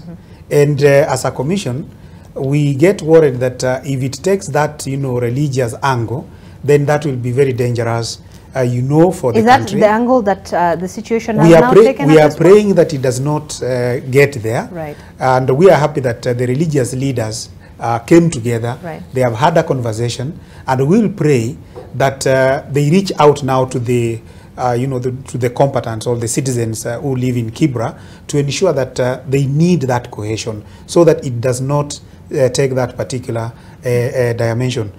We must guarantee the freedom of religion and worship as enshrined in the Constitution. So that should never happen again, that we are banning places of worship. But this, in the countries where it has happened, this is a community that has lived quite peacefully over a very long period of time, but there must have been suddenly a trigger, a political trigger. Well, we are still yet to understand what really, triggered, because the communities there have lived together, I will give you over time. Yes, I'll get to you, Sheikh Hassan. Yes. Immediately. Yes. Yeah. Yes. So this is something you're still investigating. Absolutely, yes. Right. To really understand, so that we don't, suppress the freedom of religion and worship in the country. Yes. Yes. Sheikh Hassan. Yeah, thank you. What is the situation? It was actually a very unfortunate situation, and we thank God that it didn't actually. Some of the strong supporters of the Prime Minister Raila Odinga really obey his word, because when they declared that demonstration was only for Monday, it actually ended in the night, so it did not proceed to the following day. Right. If the demonstration were going out throughout, then it would have been a bigger problem than what we have now. So we try to arrest the situation and also try to understand what is the problem. Kibra and the other, I don't know what we call the other side, where the majority of non-Nubians live. The Nubian community live this other side around Makina, all through to the Karanja, where the mosque was and the church. So this area is like an intersection. Exactly. So it is like a district, and then there is this main road. The feeling of the Nubian community that they normally pay the brunt of these skirmishes, because those who are coming from the other side pass through that road. All through to Ngong Road when they are going to join the demonstrations. Right. And the police barricade that road at the DO's office, what is now called the DC's office. So when the police disperse this crowd, they go to the Nubian settlement. So disturbing them, causing a lot of chaos. They face a lot of challenges. The houses are broken, tear gas and other things, because now because there's a lot of mayhem. Yes, so there was an agreement between the two communities that we are going to allow you the safe passage as you go through, but please don't demonstrate. Just pass through as you go the other side. Somebody told me that there was actually an agreement which was signed among them, just among the community leaders. Yes, right. A local arrangement that please pass through, but don't do that way. So I understand that distraction. Exactly. So that thing ended. Now, what these boys on this other community were trying to do, they are just saying, gentlemen, no, you can't pass this area, because if you come this area, it will cause a lot of mayhem to the communities we come from, so we should stop there. But I think there are also elements. Is that the only route? Yes, I understand that's the only route. That's the major. That is the major route. Okay. And even when we went there on that particular day, the young people, the people from both sides were throwing words to one another. They were saying, "Wacha tuonane Alhamisi," because we can only do to Alhamisi. We are going to demonstrate. And I remember when we allowed the local representatives to speak in the interview, the TV interview, someone said we are going to demonstrate, and we actually almost the chaos broken out, because the other group is saying, no, there'll be no demonstration on Thursday. When the others say, no, it's a constitutional right. We have to demonstrate. So what we need, I hope somebody is taking keen interest on that area now to ensure that, how that can be mediated to ensure that there is that safe passage along there. In light of the political upheaval that we're witnessing, there was already a dynamic that was playing out in this community. Yes, but a very peaceful one. Because a peaceful one, but yes, it was a different dynamic. Exactly. So we could not say that the trigger was certainly that the protesters or whoever it was went to cause mayhem there. Yes. Actually, what is now being rumored actually in the public domain is that the may have been also external penetration with these communities to try to incite conflict. And what is being said, the youth who doesn't want the protesters to pass through this area are believed to be they were working with the police.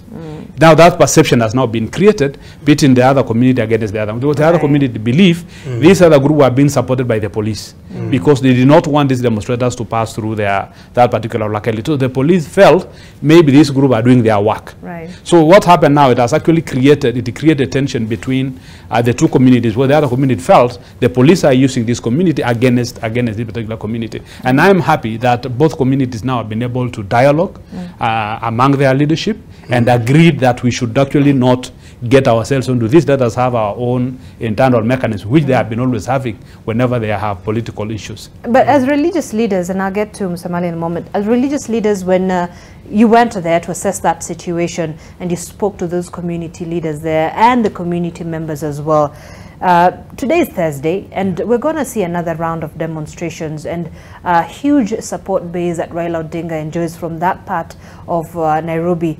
We're certainly going to be seeing protesters trying to move as well. Yeah. Has there been a solution that has been, even if it's temporary, that has been reached upon among the community there? Yeah, one thing that the religious leaders try to do, and I thank God that actually they succeeded, is to make sure that this thing doesn't turn religious. So there was nothing like, these are Muslims, these are Christians. So that did not come out. In fact, what you can even hear from the community level, maybe you can hear the Nubian, the Luo. So to us, it was even better that way than actually having the Christian Muslim. Because interestingly, both the church and the mosque are in the same compound. They just have a small stream in between, but they are the same. When you are on this other side, you don't even need to go around. You can actually cross and you get into the church. But it's still a dangerous line, because then again, even if it's not a division within religious lines, there's then also a division within ethnic lines as well. So yeah, but the other one is more dangerous, you know. And the religious one is more dangerous. And as a country, we pray hard that we should never go there. We know we have a problem with how to deal with our ethnicities, but it is, I don't want to say it's a better one, but it's not as bad as the other one. So I think that thing, the local leadership, the local elders, the elder structures have been mobilized to try to solve that problem. So and we are prayerful that at the end of the day, maybe we may not witness what we witnessed last on Monday. Right. Yeah. Msamali, when you're looking at how the security situation did unfold, Kawangware was one of the situations that really escalated quite fast, and then of course we saw Kibera also happening. So maybe from a perspective of security, do you think this, and looking at those events over the past 2 days that we saw the demonstrations, today is another day. In fact, a police vehicle was burnt in Kawangware, and there was a lot of confrontation between the supporters and the police right now. Where do we stand when you're looking at the national security and even security within the borders of Nairobi and Kisumu as well, and the other parts of the country where we're going to witness this protest? I think the problem we are facing is that police have already profiled the people. And when you profile the people now look at you not as a protector, but as an enemy. And this is the situation that is playing out here now. Both in Kisumu, if you see the way the people are handling police in Kisumu, the way people are handling police in Nairobi, if you look at the way Kibera has been cordoned off, it clearly tells you that these are people already profiled. So what alternative do they have? Look at the North Rift right now. We went there with the military, but people are still fighting there. Why? because these people feel like we've been profiled by the government. So when so you it profile adds people, to the level of tension that is already there? It adds to the level of tension, it adds to the level of violence that will be experienced. So then what can be done? What can be done? What we need to do is to manage a crowd, but you don't need to control a crowd. So the tactics that the police are using in 2013 are tactics that were used by the police in 1991, whereby you come and you want to control a crowd, not to manage a crowd.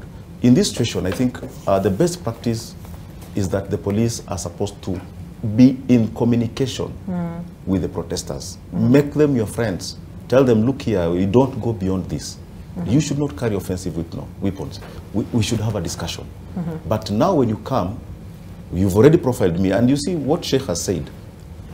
What happened between the Nubians and the other communities in Kibra was because the police barricaded that road, Karanja Road. This is the road that these people wanted to use for their procession. But you find it blocked. So where does that end? The same skirmishes that these communities were trying to avoid will happen. And when it happens, now we are pitting communities against each other. So I think best practice is, right now we should have a discussion. Do we allow these protests to take a peaceful course, or do we continue banning them? Okay, and we'll come back to that. Where does peaceful protests turn into riot? Well, let's link up with one of our political affairs reporter, Ibrahim Karanja, who is currently at the ODM headquarters. That's Chungwa House. Ibrahim, a very good morning to you. Good to see you.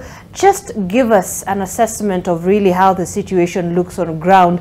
Nairobi CBD still empty. We've seen that over the past 2 days, on Monday last week and Monday this week as well. But on that side, have we had anything from the Azimio team? Good morning, Zainab. It is as calm as it usually is here at Chungwa House in Lavington. This is in Dagoretti North constituency. This is the point from which Raila Odinga started his convoy on Monday this week. And we just came to see whether there could be any activities here or indications of the Azimio leadership.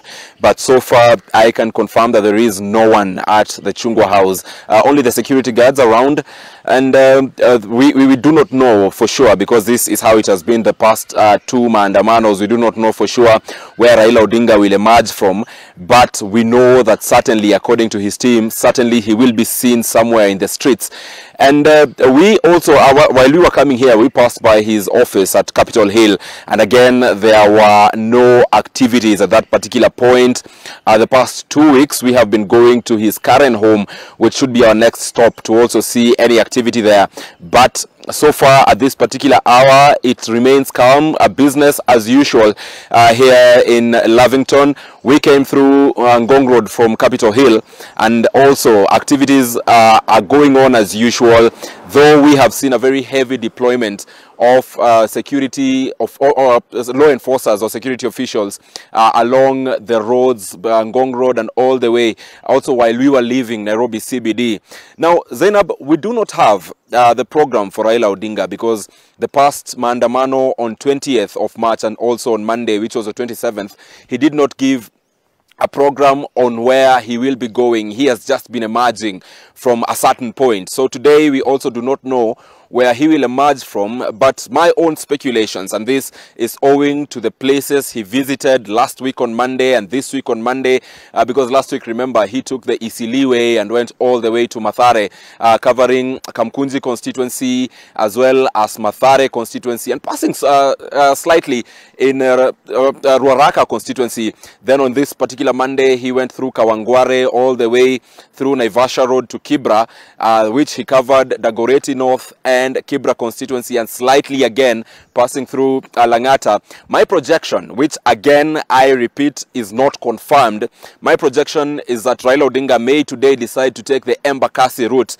Talk about Embakasi East constituency, talk about Embakasi South constituency. These are two constituencies in which Raila Odinga enjoys massive support. Remember, Embakasi East under the representation of Babu Owino in Parliament, and Embakasi South under the representation of Julius Mawathe. Both of them them under the Azimio la Umoja, Babu Owino ODM and Mawathe Wiper. There is also Embakasi West, which is represented by Mark Mwenji of Jubilee. Much as I saw him amongst the leaders in State House with other Jubilee leaders, those are areas in which traditionally Raila Odinga has been enjoying support.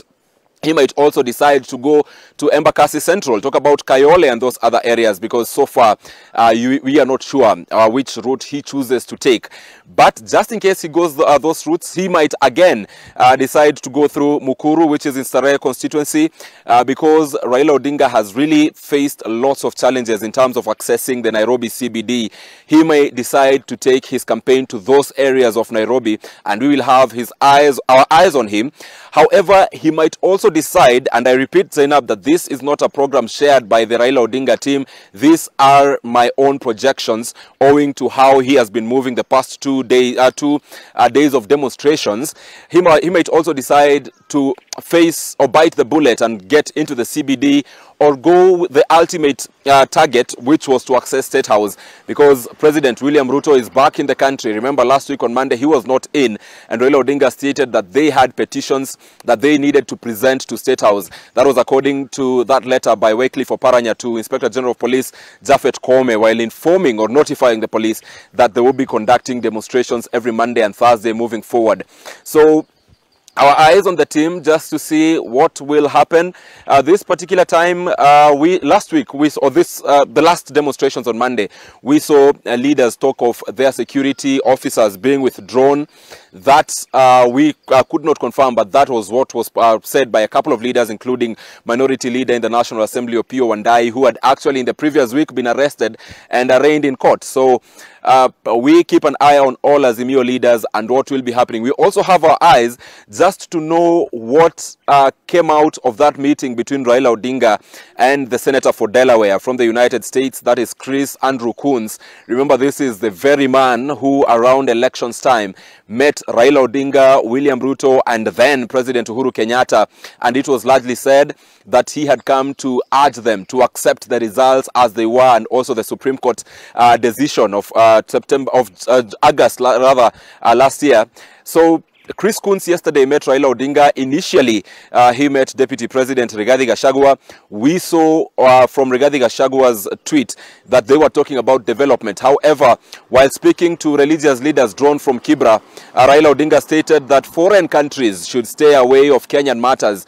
And remember, Raila Odinga said these words only hours to his scheduled meeting with Chris Coons, perhaps an indication that he knew or he could foretell what Chris Coons had on his agenda in his meeting with him. Later on, they met at with Raila Odinga here in Nairobi, and the communication that came from Raila Odinga is that he met Chris Coons and that they spoke about several issues, including enhancing democracy, and that they will keep all communications channel available. However, sources are close to Raila Odinga state that these particular demonstrations and what is happening in the country could be part of the agenda that the Senator for Delaware came to bring here in Kenya. Remember, the Senator for Delaware is said to be a close ally of US President Joe Biden, and having personally confirmed, because Chris Coons confirmed in September of 2022 in the website of the US Senate that the elections was part of his assignment when he was here the previous time, then it may not it may actually be true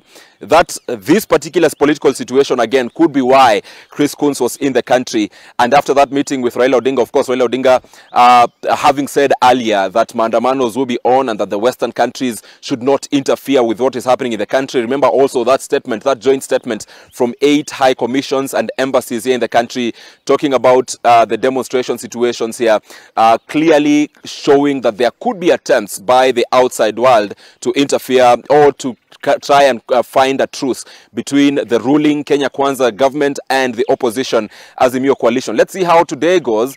Raila Odinga says the struggle is on, so we are also ready to cover it from wherever he will emerge from and to whichever route he decides to take. Zainab. Ibrahim Karanja for that, and certainly we hope you do stay and remain safe during the coverage of the protests by the opposition. Of course, certainly we'll be looking at what the situation is on ground, together with the other reporters as well, who will be joining us later on in this broadcast. Prof, the opposition is employing an element of surprise in its strategy during the opposition, and clearly because we already know the stand that the police have taken on this matter, that these demonstrations have been banned, they're illegal, they do not follow the constitution according to them. Is this good for Kenyans, even the security of Kenyans who perhaps who just want to sit down and watch their TVs or listen or watch on social media what is happening, and by surprise you hear that protesters are outside your home? Because some of the reports that we received in Kawangware is that when the opposition supporters and troops started taking effect through Lavington and entered Kawangware, there are a lot of people who were caught off guard at that point, and there was a bit of robbery as well, and people lost their things in the process. So this, what do you make of it? Not very good situation, or is it just a good political strategy? Well, I think the whole situation is not good, and that is why caution is always advised, especially when you have power. When you have the power, you are the bigger person in the house, because you see what happens when things are allowed to degenerate. Both the president and Raila Odinga can lose control. And then we are really in a very bad situation. Right.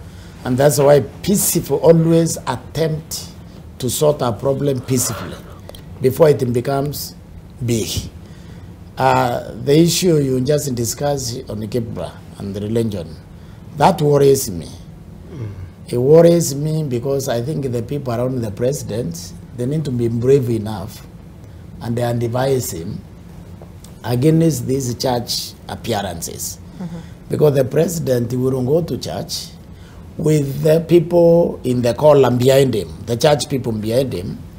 He will make political pronouncement and other people. That gives the country the impression that those behind him agree with what he says. But those behind him are church people. And the church is supposed to give us alternative voice.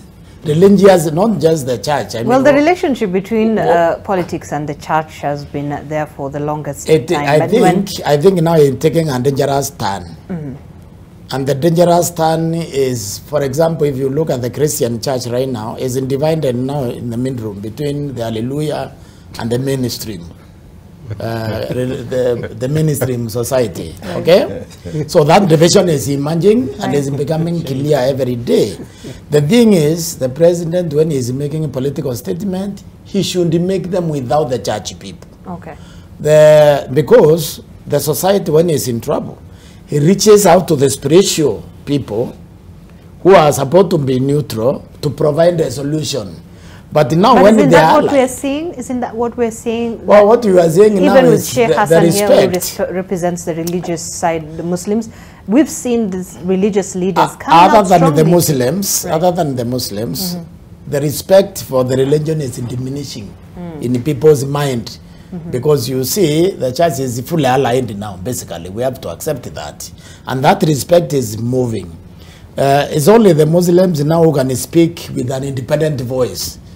But the church, other than the Catholic Church, the Conference of Bishops, the other church will be assumed to speak it now for the government. Because the government has clearly, the other day, one of them said this is a government of God. One of the politicians. Do you remember which one was that? He said, I think that was Kimani actually Chungo. He said, this is a government of God. The constitution in his wisdom separated the church and the state. Because when you mix this, you have no idea where you are ending. So for me, I think it's always better for leaders to calmly sort out problems peacefully before they go out of control. Because the danger is both of you can lose that control. And when you lose control now, we don't know where we are. You see, in 2007. Do you feel like we're losing control? Slowly we couldn't be losing control. That's why you said there were those surprises. And those surprises can be bigger. You know, in 2007, that violence, I was in Nakuru. These young people, the Mungiki, they were coming around collecting money and asking us for money. And because you are a friend, you don't want to be attacked, we actually gave them. You know, there was no police. The police had disappeared. So if we allow this to become a contestation, which it shouldn't, because they have identified which problem they want to address, the opposition, I think the government needs to accept and address. Because maybe these people have better ideas on how to sort this problem, or they don't. Okay. But you can hear them out. So who would blink faster? Who should come down to, you know, to the table? I think it is the state, is the president. Do you feel that that falls? It is the president who should come first, because he has the only person who has the responsibility of keeping Kenya in one piece. You know that because it's a symbol of national unity. It's the symbol of national unity. He is the one with the responsibility to actually protecting us, not the opposition. So he is the one who should come down. And that's why sometimes now when he makes a categorical statement, you get scared. You know, there is something we never do in Meru. When you have a problem with your wife, your children will come and then give you all sorts of stories. You are supposed to listen and say yes, yes. Never reply. You never reply. You never take side. You never take side, because the moment you reply, you have taken a position. You are now ceased to be the end of that family. Okay. So for me, I think the head of this family is the president. Look, and I want us to come back and talk about that, the symbol of national unity. We have to take another break on AM Live. We're going to be back in a short while, and we'll continue with this conversation. And of course, the responsibility and the conduct of political leaders and the statements that have been made by those that support and who are very close to these two principles, those remarks, we have to analyze some of those statements. We'll be back in a short while. Stay with us.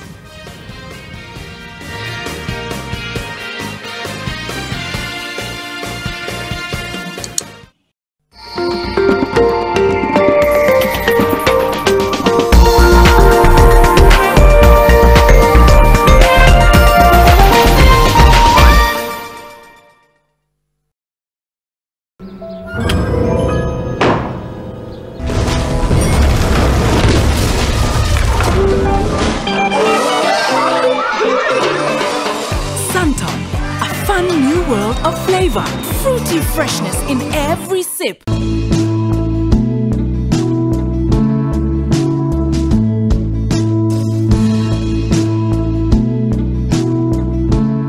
Nenda hospitalini ukapimwe. Ikibainika ya kwamba ni TB, utapewa dawa, na ukimeza vizuri ulivyoshauriwa na daktari, utapona. TB yaweza kuangamiza jamii yako. Usikubali. Matibabu ni bila malipo katika hospitali zote za serikali.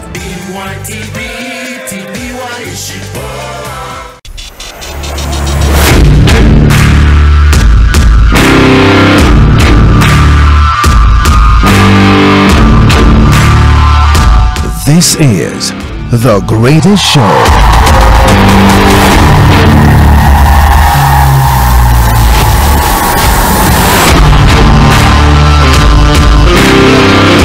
The London Marathon, 23rd April, live on NTV.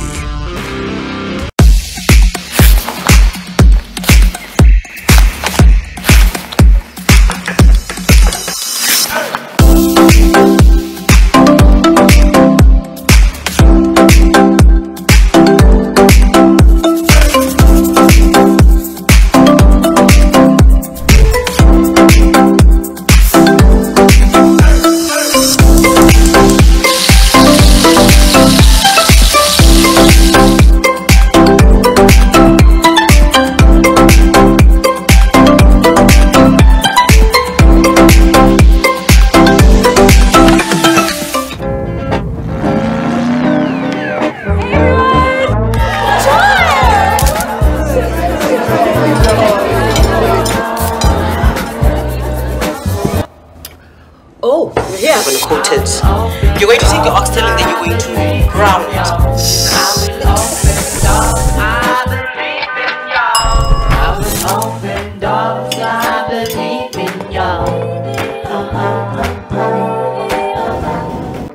Over the years, several men have been considered the epitome of the England footballer. Clean-cut, sporting, fair, and, of course, an excellent player.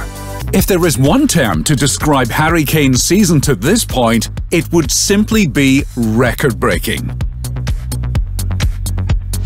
Just last month, Kane reached 200 Premier League goals and broke Tottenham's all-time scoring mark, surpassing legendary Jimmy Greaves.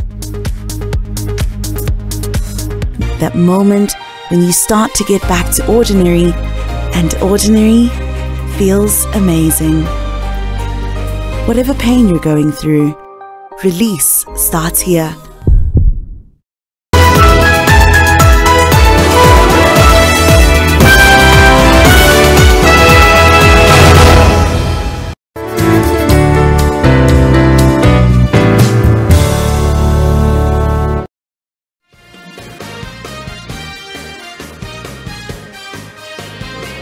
All right, and welcome back to the conversation. You're watching AM Live on NTV, taking a look at the state of the nation and our rolling coverage on the planned Azimio protests today. We have our reporters on the ground. We'll be joining them just to get a glimpse, a feel of where they are and what the situation looks on the ground. It's a bit quite early. It's 8:37 a.m., but we have a full coverage the whole day just to have a conversation on the same with all our reporters and staff here at the Nation Media Group.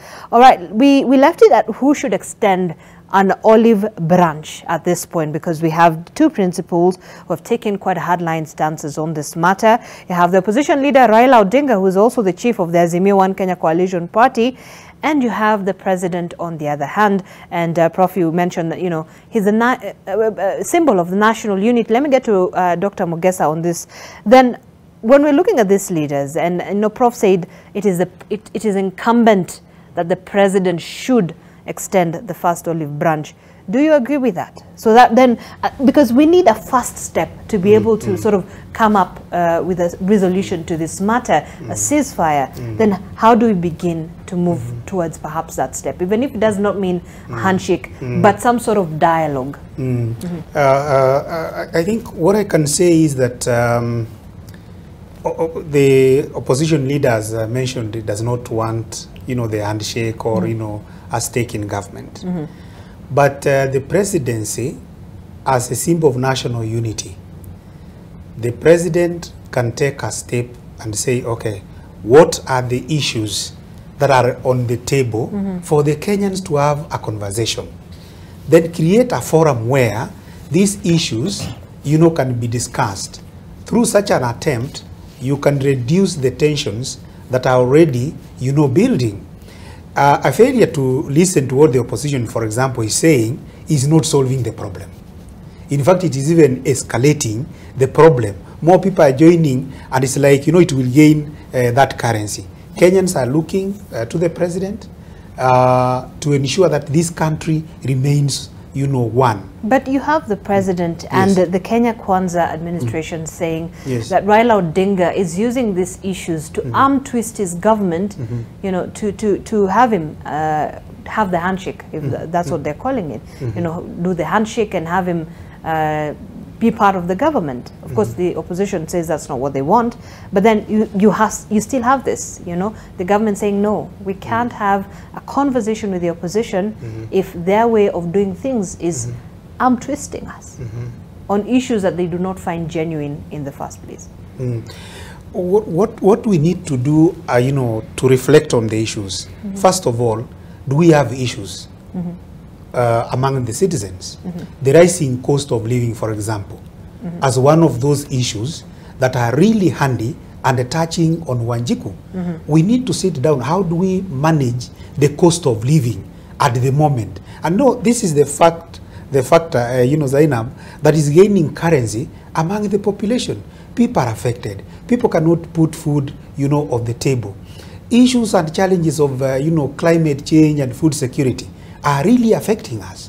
So having that national conversation, and personally I don't believe that the discussion should culminate into sharing, you know, the power. We have a government in place that has been sworn in. We have a president. or he has constituted government, but then coming out and saying these are the issues that are affecting Kenyans. And this is how I feel as president, we need to address, those issues. The president has to take that, leadership and engage. When the president took over power, he has been in power over just a little bit more than 6 months now, I think. Yes. When he took over power, and I think I've asked this before in this show, he said he found a country in a deplorable situation, and that his agenda was to turn the economic situation of this country. And so you have the opposition who say, look, when you came into power, you promised these things, in 100 days you're going to do this and this and this and this. Some of them have not been able to achieve them yet. But the government says, we need time.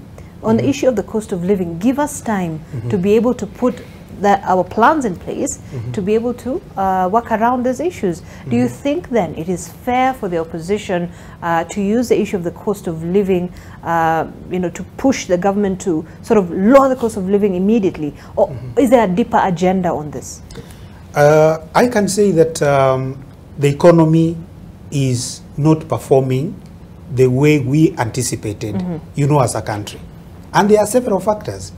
Look at what is happening globally in terms of economic, performance, which also affects, the Kenyan economy.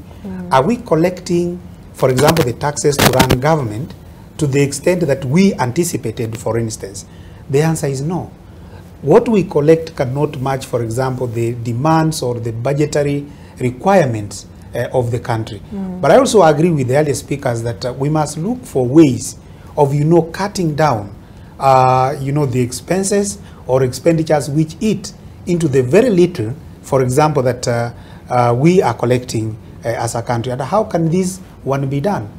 We need to relook at government expenditure and look at those priority areas and the non-essentials. We completely scale those ones to be able to recoup the monies that can be able to support our economic growth as a country. But the economy is not performing. Everyone is feeling it. The cost of living is rising. The solution might not come from the demonstrations, but we need to relook at how we fix this particular economy. I think your question, if I can do it very quickly, is very pertinent, because it lies at the heart of whether this problem can be addressed or not. You are saying, is the opposition unjustified, not in giving the president more time? Okay, that's the question.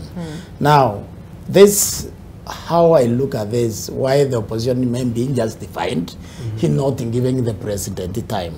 Because what happened is when Kibaki came in, I look at Kibaki. When Kibaki came in, within 2 months, he found a worse situation. The whole country had finished, the roads were dilapidated. But he never, the first 2 months, the banks were already selling money in the streets. The first 2 months, the interest rate had climbed down from over 20-something to nearly 3%. So, but did he have what am I saying? What I'm saying is the policy. Environment to do that? What I'm saying is the policy. You need to see from day one, the policies which are being proposed, they are actually addressing the problem. But when you look at this government, and I think maybe a lot of people in government can see it, but they are not able to verbalize it to somebody who can give us the solution to the president, is that the decisions seem to be deliberately anti-Kenya. Deliberately. You know, I asked one of my students the other day, I asked her that, look, the president wants us to give more time. He says he can't have a handshake. And then, you know, she told me he can't have a handshake. But he is forcing me to pay Kindero. So what problem if he pays Raila? You understand that kind of a question from this youngster. The point is, if you are going to have a budget bigger than Uhuru Kenyatta, you are not addressing the problem of economy. You can't say the economy is, when you have that in budget. If the budget went to 2 trillion, then we can really give you all the time you want. So there is a bit of an irony in how there's an irony. You can't employ another layer of an administration that the constitution found irrelevant, even though Uhuru already broke that law He introduced the assistant ministers, which the constitution is saying they are unnecessary. Now, the moment chief administrative secretaries? Chief administrative secretaries. Right. So the moment now you give us 50 of them, or whatever number, it tells us they are not actually interested. The economy is rich. There is enough money to pay these people. So there is also enough money to reduce our food prices. So when the policy don't align, there's a problem. There's a problem, and that's why the opposition is not giving any time, because how much time do you really want? Because the point is, if you can't actually, we see significant progress in 6 months, you will not be doing anything in 20 years. Usually, you know, there is something we say in business about you when you give a speech. If you cannot communicate what you are going to say in the first 5 minutes, you will not communicate in 10 hours, even if we were to give you 10 hours. So there is issue. The opposition has a point here, because the policies, when we look at them, they don't seem to be addressing the problem. The problem seems to be allowed to persist. All right. And something we're not saying is yes, that, very quickly then we get very quickly, something we're not saying, we did not have a change of government. The person in charge right now was the DP for 10 years. The same faces that are in government now are the same faces that we saw in the previous government. But a deputy president, so the deputy president knows, he knew the economy. But a deputy president was sidelined. No. Even if you're sidelined, right? There are some things you know. He knew the performance of the economy. So when he was making these promises, he knew exactly how the economy was. Why was he making these promises? To be fair with the... Prof, let me give Sheikh Hassan an opportunity, and then we'll continue. Yes. Yeah, thank you. I think there are two things we are actually, which are intertwined and also a mixture in terms of when we are looking at the leadership of the country. Our system, our parliamentary system actually gives the president to be both the head of state and head of government. And what Kenyans expect now that the president is in place, he should actually now become the head of state and try to delink himself from politics and run the country.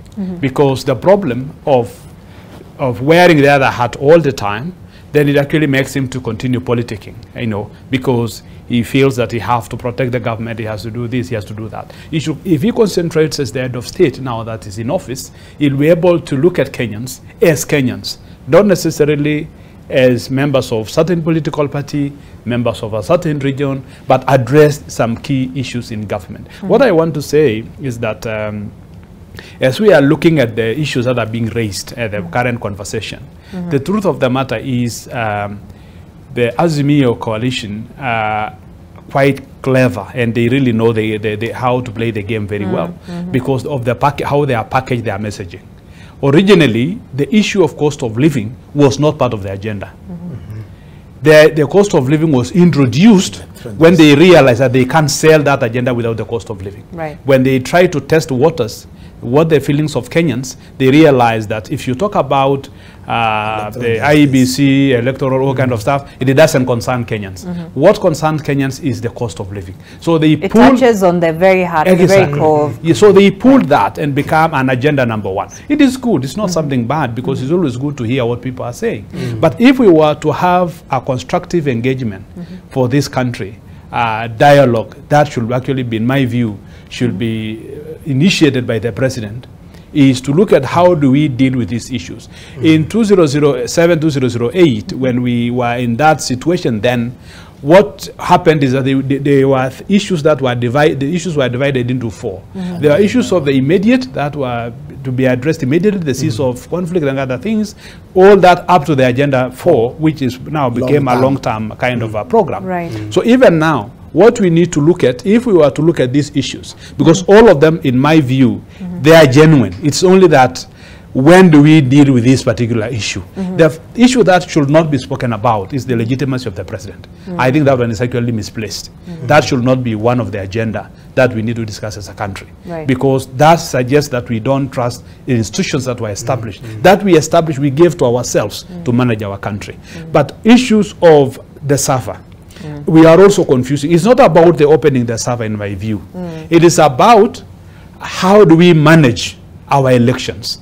Not necessarily the SAFA, because the question that we should be asking ourselves. I remember in the last elections when we had the issue about when we went to Supreme Court and the SAFAs were supposed to be open, we were told the SAFAs, the country that is hosting the SAFA, are sleeping. while we are awake here.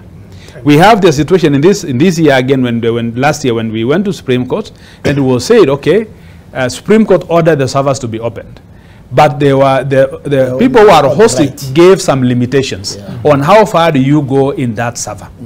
So, and then the question comes, what did we purchase? What did we procure as a country through IBC? Because we spend a lot of money procuring the server. So what did we buy? And I think that is the question, that's the genuine concern we need to be asking ourselves. Does it mean Kenya as a country cannot host an electoral system on our own? How do we subject our data to a foreign institution that cannot allow us even to access it?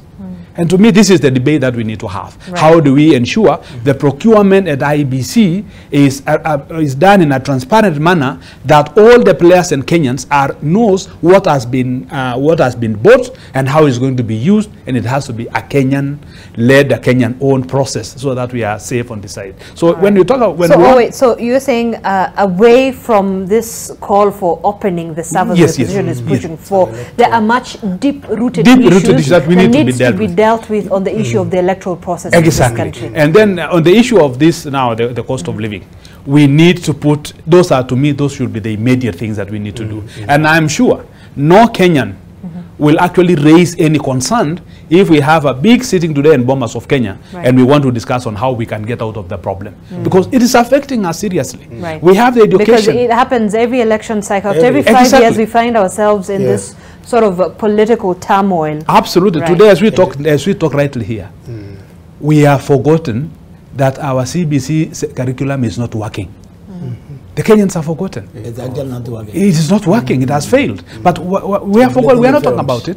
We are forgetting that we have had a drought for the last 4 years, and we have 70% of the landmass of the country being affected. There are Kenyans who have died of hunger, and they have lost their livelihoods. What are we going to do? Now we have the floods in the same areas. What are we doing as a country? We have forgotten, because we are very busy demonstrating in Nairobi and trying to address the political issues and many other issues that we need to be talking as a country. So I think we need to have the conversation, but we have to structure the conversation and divide issues, the political issues aside, and issues that are of social and economic on the other side, and have the Kenyan speak to themselves. Okay, and we're coming back. I'll start with you, Musamali, in a moment.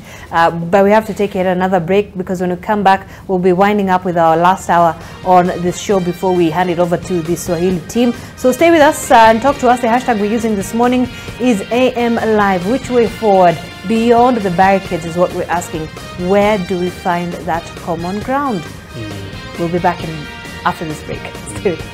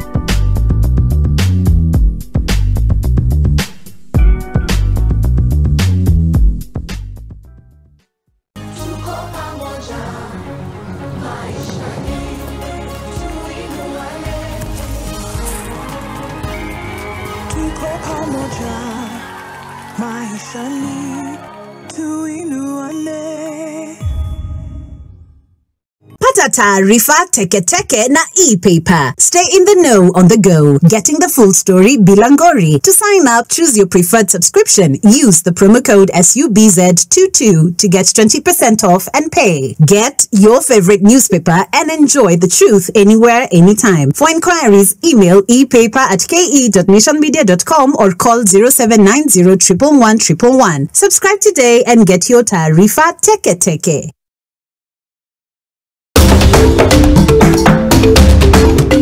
This week on Twende, they say good things come in small packages. What more do you need? We take you to the smallest national park in the 254. We explore this park looking for a goat-like swamp-dwelling antelope, the Sita Tunga. They submerge themselves and disappear to the weeds. I get to see some very special birds with help from an expert. The two are talking. Look, this one is investigating. It's warning this one that don't come near. Don't. Aliyelala usimwamshe. We quietly walk the forest with primates sleeping in the canopy above.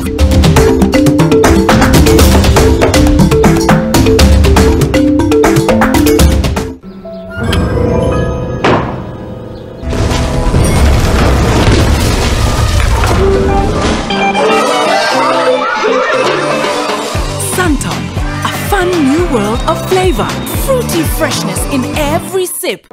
Over the years, several men have been considered the epitome of the England footballer. Clean-cut, sporting, fair, and, of course, an excellent player.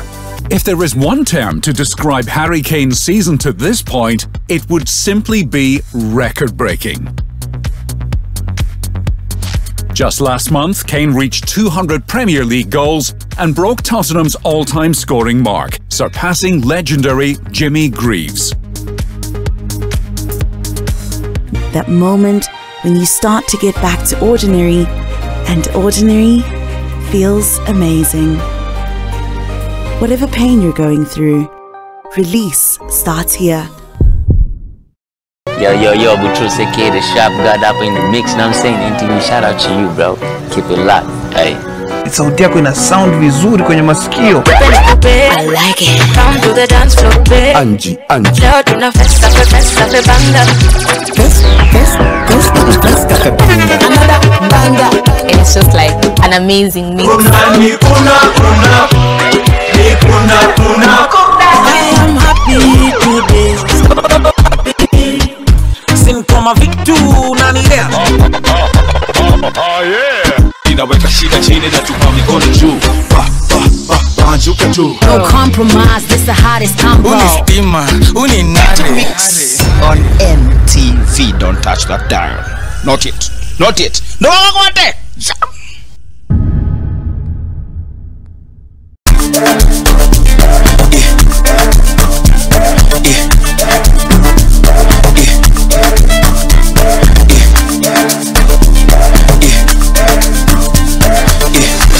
Now this is what we call convergence.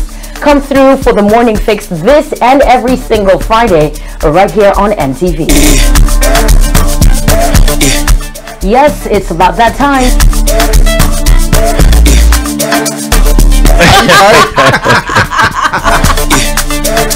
You know, the coolest thing about mornings is that a girl and two guys together in the mix, you never know what to expect. You guys are crazy. From Friday 6, bring your good vibes, bring your picks. From 7 a.m., it's a dope mix. Every single thing on Friday changes with the morning fix. As he healed that lady, that woman of 12 years of bleeding, he's here today. The same supernatural healing that took place at this time, today, it is taking place in Jesus' name. Bible says it's the same yesterday. Jesus the same yesterday, today, and forevermore. I prophesy to you. This is your day. This is your hour. This is your moment. Receive your healing in Jesus' name. Can I hear somebody say more fire?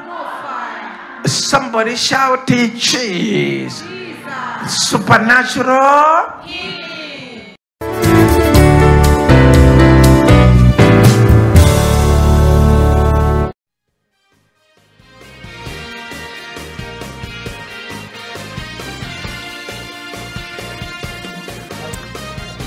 All right, and we are back. Thank you so much for staying with us on this rolling coverage of AM Live, focusing on the Azimio protests that have been planned for today by the Azimio leader Raila Odinga together with the larger opposition fraternity. Well, that's what we are touching base on and trying to just understand and make sense of the situation on ground. Musamali, I think I'm going to go back to a conversation we had a little bit earlier on with regard to the way forward. So it appears it's quite clear that almost everybody is calling for this dialogue to happen. But we've had many statements from political leaders from across the divide, right? The chest thumping, the hardliner stances that they've been able to take. What do we expect now to hear? Away from all that, away from all the noise of the political leaders who surround these two principles, what do you expect to hear, especially from these two gentlemen? That is Raila Odinga and the president himself, who's the head of state and a symbol of national unity in this country, President William Ruto. I think what we expect, especially from the president, is that he should call a truce, call in Raila, they sit down and talk. Because we've seen this chest thumping. This is not the first time we're seeing this kind of action. Right. Because I remember when we had Section 2A, we had people taking a hard stand. We had a president who had said that if I remove Section 2A, the country will be divided. Right. But when the people were out there on the streets demanding that we want a multi-party system of governance, we want to have parties that will be representing our interests in parliament, Moi decided to appoint a task force and send it around the country picking views from members of the public. And when the task force came back, it said, we've talked to the people and the people are saying that Section 2A should remain. But Moi felt the pulse of the country. He saw the country was headed in the wrong direction. What did he decide to do? As a leader, he said, I've decided to repeal Section 2A. And all the war drums went quiet. People went back now to the drawing board. People started forming parties. And then there was that Tower of Babel amongst the parties. They started cannibalizing each other. And Moi remained in power. So I think what we should look at here is